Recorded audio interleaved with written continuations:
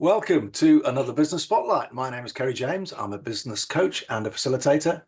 And on today's Business Spotlight, I'm delighted to welcome founder and director of Future Fashion Fair, Mr. Joseph Mountain. Joe, good afternoon to you and welcome to Business Spotlight. Good afternoon, Kerry. Thanks for inviting me. You're very welcome. So Future Fashion Fair, please give us a little bit of background. How long have you been running the business, Joe? And what do you focus in on? What do you specialize in?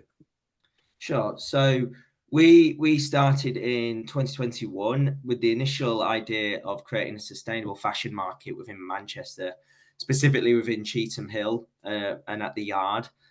And the idea was to bring different vendors from across the city who were specialised in sustainability and wanted to sort of promote and share that message to consumers. I think initially from that, it kind of expanded out into how can we actually create a bit of an education around this space and educate consumers more, but then also build a platform for those businesses that are actively operating sustainably and trying to build their profile through sort of social media, but through the events as well. So from that, it kind of expanded into doing workshops, talks, before we then became a CIC in 2022. And then sort of at the back end of last year, we kind of decided, look, let's sort of look at restructuring the business. What do we want to focus on most, which is that sort of knowledge and education aspect, and then also developing a structure of how we can support all those businesses as well, because we realized the market's really struggling at the moment and businesses weren't finding a benefit out of running sort of fairs and markets, etc. We knew we could actually provide better services in other areas, which is kind of where we've got to now. Yeah. And so what is the kind of commercial model there then, Joe? And do you have various kind of distinct service lines that you charge for? How does that all work? Well, still currently in the process of figuring out how it all works, but as a CIC, you know, our priority is to making sure that we're benefiting communities. Right.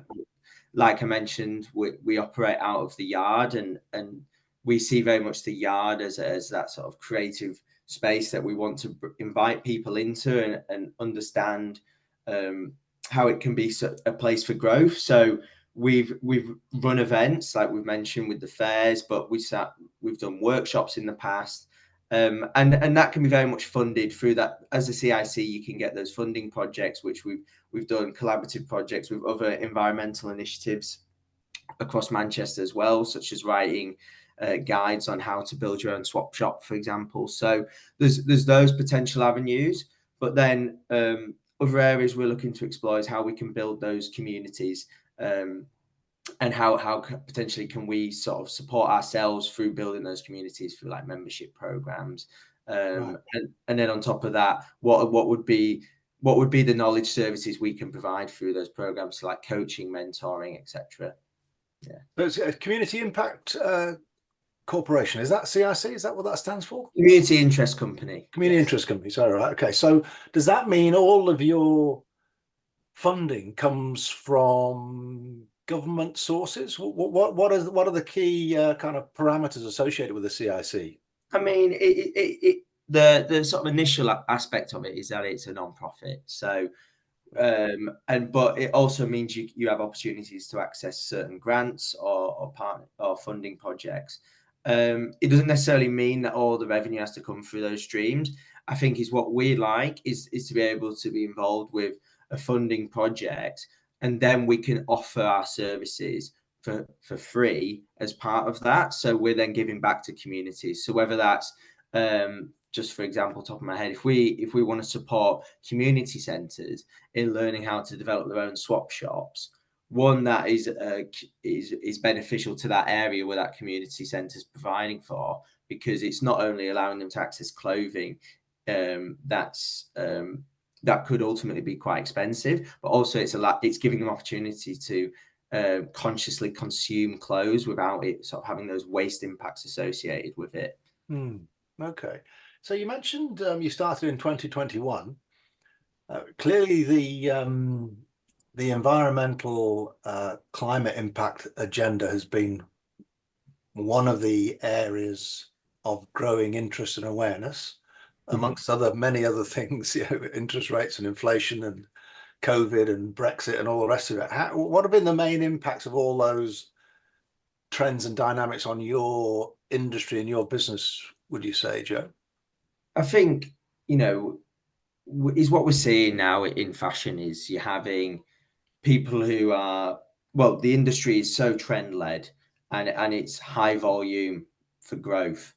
And ultimately that has led to a type of consumer that is um, demanding newness all the time. And that ultimately leads to a lot of waste, a lot of consumption and demand on resources, and ultimately that has an impact in the supply chain with costs lowering and lowering, which ultimately impacts the workers that are involved with them. It creates it creates sort of a negative mentality of how we should buy and consume, when really is what we need to be thinking about is how we can be a more efficient and more resourceful society. And that's not necessarily for me to put all that weight on consumers and how they're behaving, because ultimately that's led by brands. And brands are led by legislation and etc. So it's almost like there's a full piece of responsibility and accountability that everyone's involved with. And I think is what Future Fashion Fair wants to do is basically look at those problem areas, predominantly within business and consumers, and go, how can we impact those areas so people are starting to understand how they should look after their clothes more, how they should use them better, but how they can source them more sustainably as well. And we see, like the swap shops, like rental schemes, like secondhand clothing as really great opportunities. But there is a cultural aspect, especially in the UK, that doesn't want to associate with those types of business models. And is what we want to do is basically just give consumers the access to that knowledge and just go, this is what you could do, and these are the benefits in living like this. One, it's cost effective, but also it's got an environmental incentive to it. And then we give them the choice to do that. And I think that gradually can create a cultural mindset change. And that's kind of the objective of what we're trying to achieve. Okay, so give us a bit of a sense of the size and shape of your team, whether they're kind of employees or partners, if you like, or Yeah. subcontractors, outsourced people, and what would you say the main challenges for Future Fashion Fair at the moment? Yeah, I think we're a team of four. I'm a director in partnership with the Yard, which is a creative workspace and event space based in Cheetham Hill, Manchester. And we're partners in that sense that we want to help grow and develop that area of Manchester. It's a highly it's kind of a juxtaposition of what the Yard is all about, in the sense that that whole area near Strangeways is filled with fast fashion, counterfeit goods. Um, it's seen as quite a negative part of just outside the city centre, and I think the Yard encompasses everything that can be potentially positive about that space.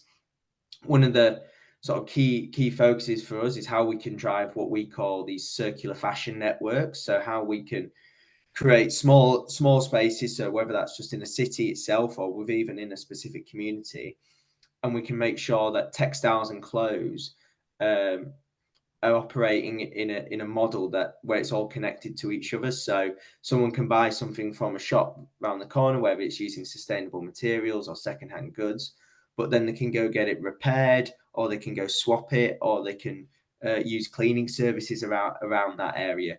And I think that's kind of the area. That's kind of what our focus is. Is what the challenge is with that is then how do we create these environments? And I think that's where we'll definitely need that support from local government or local councils to show that vision that we have for how we need to be consuming clothes. And that's kind of how we're trying to set ourselves up, is within the Yard and that area, as that project. Hopefully, we can expand that. In terms of our team, we're a team of four, with myself as director, and then we have a community manager, a content manager, and then also a sort of partnerships manager as well, which is helping us expand and build up our portfolio of different brands and businesses that we want to become a part of our community. Okay. And so what might a typical ideal partner be that you'd like to engage with and to become part of your community then, Joe? I think that's the exciting bit, is actually they can look very different. So one of them, if we think about that product life cycle, you have the retailers and the brands that sit behind, but then there's the supply chain that sits behind it as well. So it could be anyone from a textile sorter or recycler. It could be a sustainable brand, whether that's them selling secondhand clothes, or whether that's them actually using old clothes to make new clothes, so upcycling old textile materials. Or like we see a lot now is a lot of startup brands that are actively going out and sourcing organic cotton or recycled materials, but creating new products. And so they can all look very different.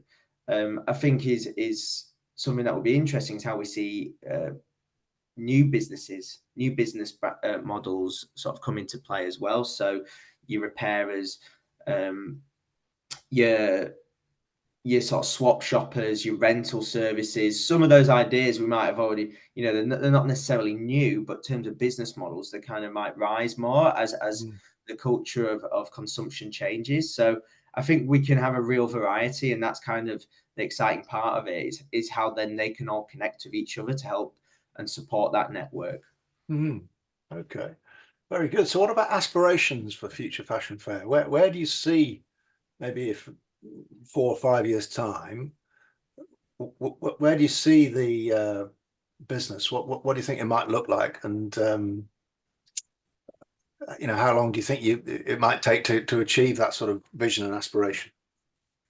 I think how long it takes, that's a difficult question to ask, because I think it's up to the support that we can get from around us, and how we can set ourselves up to be sustainable as a business model. But I think in terms of our vision, it kind of talks to that what I've already explained, which is that those circular fashion ecosystems, if you want to call them, where if we can do it on a small scale and build it within a specific area, and then see what that might look like and how it would work, and then try and expand that elsewhere, ideally into the wider Manchester area. That's kind of the vision we see, is building these circular fashion communities, and expanding them, and then building up an even bigger portfolio of brands and businesses that can all talk to each other. And it's basically just, it create sort of a disruptive view of how we look at fashion. So we're expanding the portfolio and the presence and platform for these brands and businesses, and ultimately that can drive that cultural change and cultural mindset towards fashion. So we're making people aware of it, we're making it adoptable, but then we're making it accessible as well. And I think that accessibility bit is so massive. I think sustainable fashion's got a real stigma behind it, that it's not easy accessible. People don't know where to find it or how to start. And we want to be the solution providers to that. So I think that's where we see it going. Like I say, I think we want to align it with Manchester's carbon emissions reductions. I think it's their net zero plan. They've pulled it further forward than the rest of the UK, so it's ambitious, and we want it to be part of that story as well. So I think where it is in 4 or 5 years, it'll be hard to gauge, but I think as we work more with local councils and local government, I think that it'll be really exciting.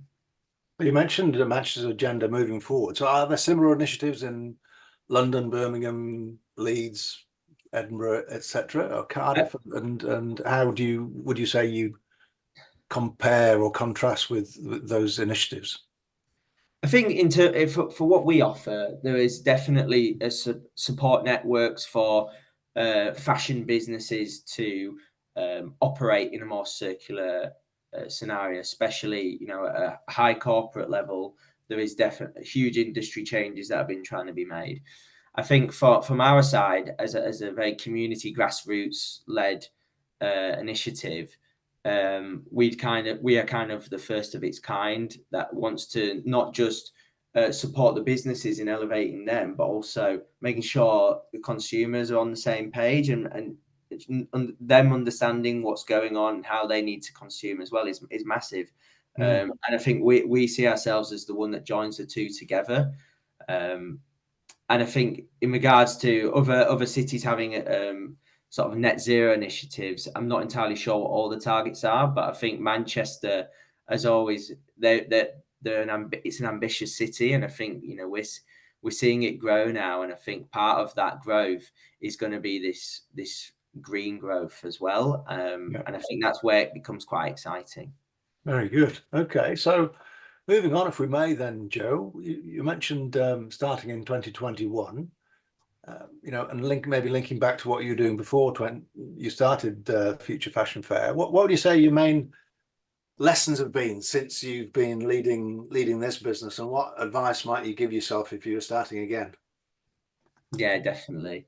I think the lessons have been that it's tough running like markets, etc. It's hard work and getting the message out, and I think it's making sure getting the right message out isn't always been that easy. But I think the biggest lesson is don't try and do too much. I think keep it. One thing we've realized is if we try and do too much, we spread ourselves too thin across the board. And actually, is what we want to do is do what we're good at, and that is being the sort of knowledge solution providers. And then when it comes to running events and coordinating and building that community, it's just making sure it's done within our capabilities and it's done to a high standard. I think that they're probably the biggest takeaways. Makes sense. Well, Joe, thank you very much for your time and sharing your story. One last question, if I may. If there's anybody watching the Spotlight series that's interested in a follow-up conversation with you and your activities, what would you suggest as a next step? Yeah, I think anyone who's interested in this space or is a business that feels like they would fit into what we call the circular fashion community, please feel free to reach out to us. We're on Instagram at Future Fashion Fair. You can drop us a message on there, but otherwise you can directly email us at hello@futurefashionfair.com. Excellent. All right then, Joe. Well, we'll put those linkages, your website, etc., onto the outputs from today's discussion. Thanks again for your time and all the very best with Future Fashion Fair. Cheers. Thanks, Kerry. Cheers. Bye for now.